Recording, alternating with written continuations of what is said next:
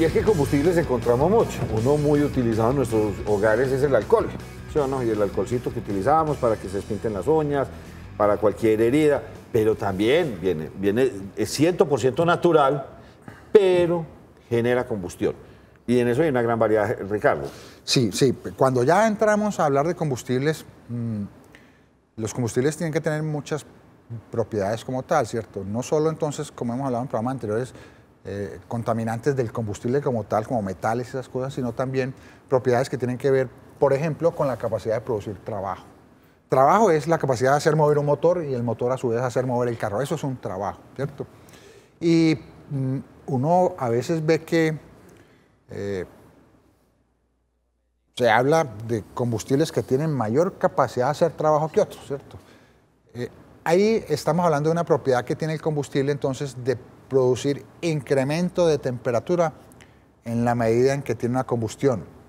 Entonces podría uno decir algo así como, entre comillas, un combustible que es malo para hacer trabajo es un combustible de alguna forma frío, ¿cierto? Frío es que no es capaz de calentar los gases dentro del motor y hacer frío entonces poco empuja. Ahí entonces aparece el concepto de poder calorífico del combustible. Es su capacidad para que al quemarlo tenga berraquera, ¿cierto? Y ese poder calorífico entonces varía de acuerdo al tipo de combustible de alcohol. Tiene un bajo poder calorífico, o sea, quema frío. La gasolina tiene un alto poder calorífico. Y no vamos a confundirnos nosotros, ni los televidentes, con el octanaje, ¿cierto? Y que si es gasolina extra o que si es gasolina corriente. Es la capacidad del combustible de producir calor. El alcohol que se le añade a la gasolina tiene menor poder calorífico que la gasolina como tal. El gas natural, ojo con lo que le voy a decir, el gas natural usado como combustible en los carros tiene menor poder calorífico que la gasolina como tal. Quiere decir que si cogemos un gramito de combustible, un gramito, y lo quemamos, el que más calor produce, el que más perrenque, por decirlo así, tendría sería la gasolina, y en su proporción seguiría el gas natural y por último podría decir uno que el alcohol, ¿cierto? ¿Eso qué hace entonces? Que a veces, a pesar de que uno se consuma 10 galones de combustible, no le alcanzó, ¿cierto? O sea, que el rendimiento del combustible, por ser un combustible pobre, hace que se gaste más combustible para poder hacer un trabajo que, por ejemplo, podría ser ir de aquí a la costa, ¿cierto? Entonces, comienzan a aparecer lo que son las propiedades de los combustibles como tal. Una de ellas, entonces, es el poder calorífico, es la más importante. Después viene el nivel de partículas o de contaminantes que tenga, y entonces aparecen, pues, el tema del azufre y todas esas cosas, ¿cierto? Y por último, el tema del octanaje, para el caso de la gasolina, y el índice cetano para el caso del diésel, que es algo que inclusive en Colombia poco se habla, y todo el mundo pide que gasolina de tantos octanos, no es que, pero cuando van a hablar de combustibles, y esa es inclusive la razón por la cual muchas tecnologías de vehículos diésel no entran al país, es que tenemos un combustible pobre en índice cetano. El índice cetano es de alguna forma el octanaje, pero del diésel. Y el octanaje del diésel quiere decir la capacidad del diésel de dejarse comprimir. Un combustible que no se deje comprimir mucho es un combustible que estalla, diésel, que estalla dentro del motor de forma anticipada, y entonces no deja aprovechar propiamente su energía calorífica. Entonces el cetano es el nivel de compresión que tiene. De compresibilidad. De compresibilidad. De cuánto se deja comprimir el diésel. Y obviamente, la idea es que el diésel se deje comprimir mucho. Mucho, claro. Okay, claro. O sea, no porque poquito, entre otras cosas. Hay me haría esto. Claro, hay que llevarlo a su máximo para que explote. Para que pueda tener un buen recorrido. Entre otras cosas, porque la física dice, y voy a enseñarle mucha física este semestre, he estado estudiando muchísimo para que todo lo tengamos que soportar a través de la física.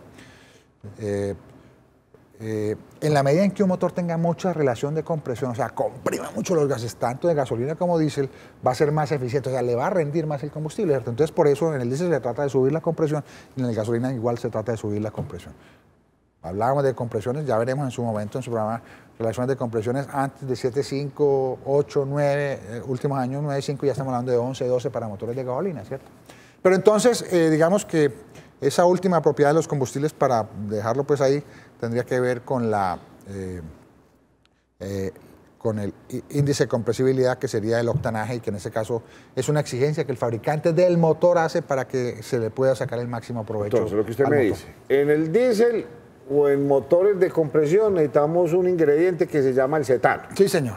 Para que tenga mucha compresibilidad. Sí, señor. No compresión, sino compresibilidad. Sí, señor. O sea, la capacidad que tenga de hacer esto. Sí, ¿Sí o señor. no? Sí, señor. Y en la gasolina o en los motores de otra combustión necesitamos es mucho poder calorífico. No. Todos necesitan poder calorífico. Todos los combustibles tienen que ser capaces de producir calor. Pero es que el uno se quema y el otro se comprime. No. Todos se queman. Todos se queman. En los diésel se comprime y al comprimirse explota. Y en el otro se comprime. Se comprime, al comprimirse hay que ponerle una chispa y explota. O sea, Sí. en todos hay una explosión. En todos, Perfecto. por eso se llaman motores de combustión interna. La combustión es una explosión, todos. Bueno, pero entonces uno, por ejemplo, para comprimir esa gasolina necesitamos que sea o sea, si le echo un alcoholcito, por mucho que la comprima no voy a Sí, meter Calle, la nos chispita. deja la imagen anterior, esa exactamente, ahí la tenemos en pantalla. Entonces el diésel simplemente es un combustible que prende por compresión, o sea, simplemente lo comprimimos mucho, 15 veces, al comprimirlo 15 veces se enciende solo y al encenderse produce calor y el calor hace que el pistón descienda. La gasolina no se deja comprimir tanto, es mucho menos, pero además de comprimirla hay que ponerle una chispa que es la que hace la bujía y esa bujía entonces enciende el combustible y baja entonces el pistón. O sea, en los dos hay combustión y baja el pistón. En uno prende por una cosa y en el otro prende por otra cosa. ¿Qué pasa? Que los dos tienen combustibles diferentes. O sea, el uno es combustible diésel y el otro es combustible gasolina. Para que en el diésel funcione bien, tiene que tener, para que en la gasolina funcione bien, tiene que tener un octanaje Sí. para poderlo comprimir y que se pueda sacar el máximo provecho de ese combustible.